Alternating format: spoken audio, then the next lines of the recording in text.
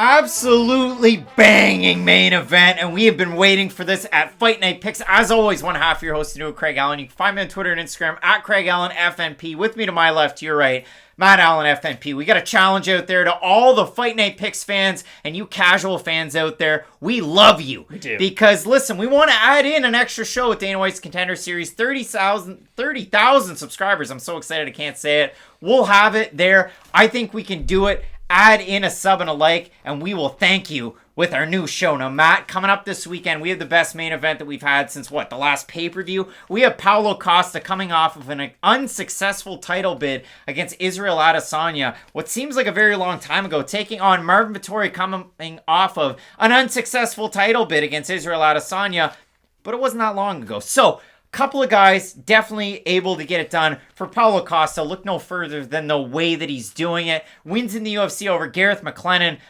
Who else? Or McClellan. You got Oluwole Bamboje. You got Johnny Hendricks, a weird fight 4 years ago. He fought Uriah Hall over 3 years ago. He fought Yoel Romero, his last win, over 2 years ago. Beat him by decision. Wild fight. And then he loses to Adesanya about a year ago. So long periods of inactivity for Paulo Costa.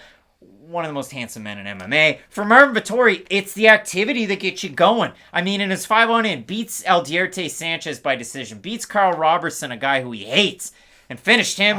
Beat Jack Hermanson in a fight of the night that was insane. A fight of the night. Beat Kevin Holland by decision. And then, for the title, he loses to Adesanya, where...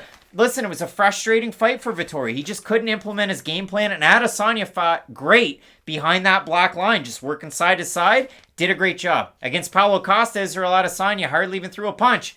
Totally outkicked him, threw the kitchen sink at him in terms of his strikes, and finished him in that fight. A very impressive performance by one of the best middleweights that we've seen in a very long time. I know Robert Whittaker has that kind of knocking on the door right now, wanting that opportunity again.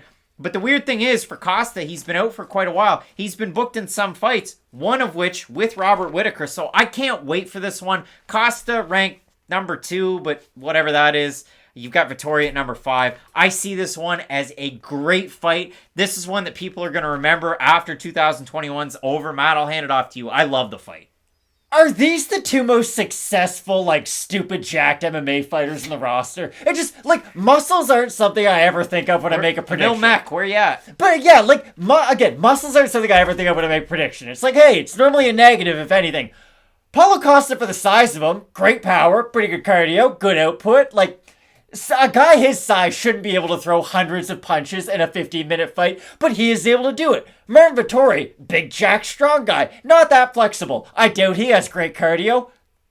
Oh, what's that? He never gets tired in 25-minute fights. He can push a pace like few other fighters. I think this fight's going to be absolutely phenomenal. I really do. And it's really interesting when you really start to break down the X's and O's, because both guys are going to have a lot of areas where they can have success in. I don't think just because Paulo Costa didn't look good against Israel Adesanya, you can point to that fight and say, hey, Marvin Vettori's going to fight a similar fight than Israel Adesanya. Because here's the thing, and we both got to say this right now. Paulo Costa can't really take that much from Adesanya to use against Vettori, and Vettori can't use that much Adesanya used against Costa, just because none of these three fighters fight that similar of a style. Yes, Costa and Adesanya are both primary strikers. They both have some flashiness to it, but the way they choose to strike are both very different. So I guess I want to say that I didn't put a lot of stock in both guys' last fights to try to predict this one, if that makes any sense. Because for Vettori, he's almost going to have to fight this fight like he did Kevin Holland, which is crazy to think, because that's going to be a really dangerous way to fight Paulo Costa. And for Costa, you want to point to the Uriah Hall fight as hey, he's going to have to get through some volume. He might need to eat a shot to give a shot. But I always go to the Yoel Romero one, because Yoel Romero at that point was probably the scariest middleweight ever. He still had the muscles. He still had some of the prestige. I understand he wasn't peak prime Yoel Romero, but that Yoel could have a fun fight with anybody. And the way Paulo Costa was able to march him down, defend takedowns, eat power, and respond with power. If that guy shows up this weekend, Marvin Vettori's got a really, really hard fight on his hands. But if the Marvin Vettori who showed up against Carl Robertson shows up this weekend, who is less trying to strike his way into the clinch and more just trying to use his takedowns as a method to submit his opponent, then I think Costas has a long night ahead of him. If you think we're excited for this, how pumped do you think Walid Ismail is for this one? Like, that guy's probably selling pay-per-views in Brazil, and it's not even a pay-per-view event. Like, that guy is probably off the charts excited. Listen, I do love this fight. And when I look at it for Costa, you're right. I mean, against a great grappler, a world-class grappler who rarely uses it. Yoel Romero wasn't really able to get the takedown in that fight. Costa was able to make it a little bit of his fight. Was it a close fight? Yes. Yeah, it was a very close fight. Was it a 3-round fight? Yeah, it was. And for Paulo Costa, that's the one weird knock that I have against him, because when he was with Jungle Fights, when he was with different organizations in Brazil, yes, he was a champion. Go back and look if those were 5-round fights. They weren't. They were 3-round fights. And for Vettori, he has that 5-round experience in his back pocket. He's been in those fights, and he's fought very, very good levels of competition in the UFC. That's the other kind of thing where I go, okay, Oluwale Bamboje, Johnny Hendricks at the end of the Big Rig era, Uriah Hall, Romero, those are the good wins, and those are definitely deserving of not just a title shot, but even a spot in the rankings, too. I think the top-tier wins of Costa are far better than the top-tier wins of Vettori. That's my big issue with this fight. If Marvin Vettori had one win over a top-5 guy that I had a lot of confidence in, Jack Hermanson,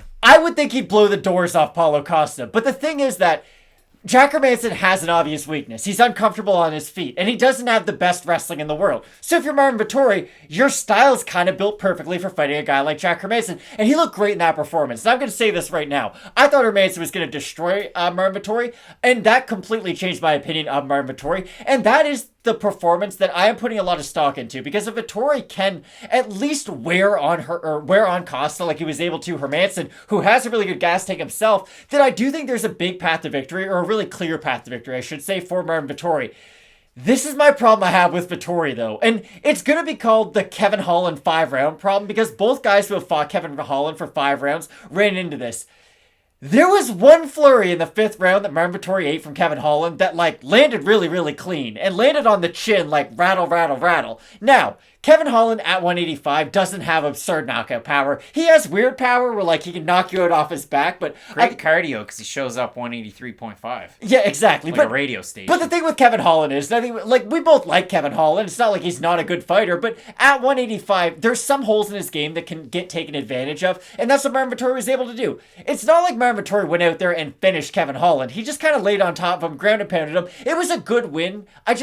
I expected a lot more out of Marvin Vettori personally in that, and that's the only thing that's making me hesitant about this pick. And the other thing I will say, just because I feel like we have to mention it, Marvin Vettori hasn't accepted the fact that he lost Israel Adesanya, and I don't like that at all. That's something I really, really dislike. When a fighter can't just be like, hey, I lost, these are the improvements I can make, and then we can move on from it. I just don't like how Marvin Vettori's been like, hey, he didn't really beat me, I was doing great in that fight. That's just another area of concern, but for me, Marvin Vettori should be able to win this fight until he doesn't. And I know we say that sometimes, but Marvin Vettori should be able to win rounds from Paulo. He's got great output, he's got really good wrestling, and he has the ability to mix this fight up.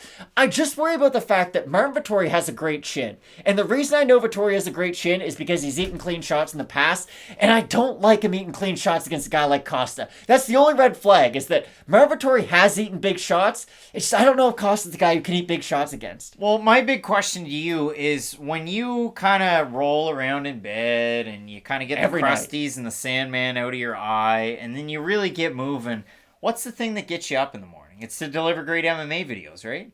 Coffee first, but yes, normally the MMA content second. For Marvin Vettori, it's probably a giant shot of espresso, and it's Israel Adesanya didn't beat me. That's just what gets him up in the morning. And if I have to liken him to a record that, I actually have in my real collection, farewell to the first golden era, the Mamas and the Papas. There's a couple songs on here, but go where you want to go. But for me, since Marvin Vettori's been California dreaming, he's really put it together. And I mean, I really do like that Rafael Cordero connection. For some people, they go, okay, well, if you're already a good striker, you're going to accentuate some of your points. For Vettori, it's, we're already a good grappler. We're going to make you a serviceable striker, so you can go out there with a guy like Jack Hermanson, kind of blow the doors off certain people, and just have a shot in some of these fights rather than just going in there like a shot of espresso and wrestling guys, and that's it. It's just top control or bust. And for me, when I look at this fight, Vettori is a guy that's built for a 5-round fight. Paulo Costa is built for 2.5 rounds and sometimes 3. So just because I'm making this point doesn't mean I'm right, but I am going to die on this hill. I don't think Paulo Costa has bad cardio. I truly don't. I just think he fights with such a crazy uptick of output that he's going to get tired as a result of it. Look at that Yoel Romero fight. Anybody would get tired throwing the shots that Costa threw in that fight. You can't point to a single middleweight on this roster who wouldn't be tired by the end of that fight. Now, yes, Yoel had slightly better cardio, and he was the one winning that fight as it was going on, but still, Yoel Romero wins every third round he's ever been in, except for the ones against Robert Whittaker. Or Phil Davis. Because there were supposed to be 5 rounds. And Yoel Romero and Bellator just kind of said, like, hey, they paid me, right? Yeah. It's sad to see a fighter who was really good just kind of show up at this stage. I agree with everything you're saying, and I do think that Vettori, on paper, yes, Vettori should win this fight 10 times out of 10. But the fact that he does eat shots really does worry me. There's a world out there where he's moving forward. Costa hits him with one uppercut, rocks him, and knocks him out with a flurry in the middle of the cage. Like, I don't think Vettori isn't going to get knocked out by Costa. I think he can win a decision, but I definitely think the finishing ability is with Paulo. And I agree with what you said about him adding the components into his game with King's MMA, but I'm going to flip it a little bit. I like him more defensively with King's MMA more than just him adding the offensive part to his striking, because I do think his offensive striking has opened up quite a bit with that transition, but I do think that his defense has been the biggest thing, it has been the biggest part of his game to advance.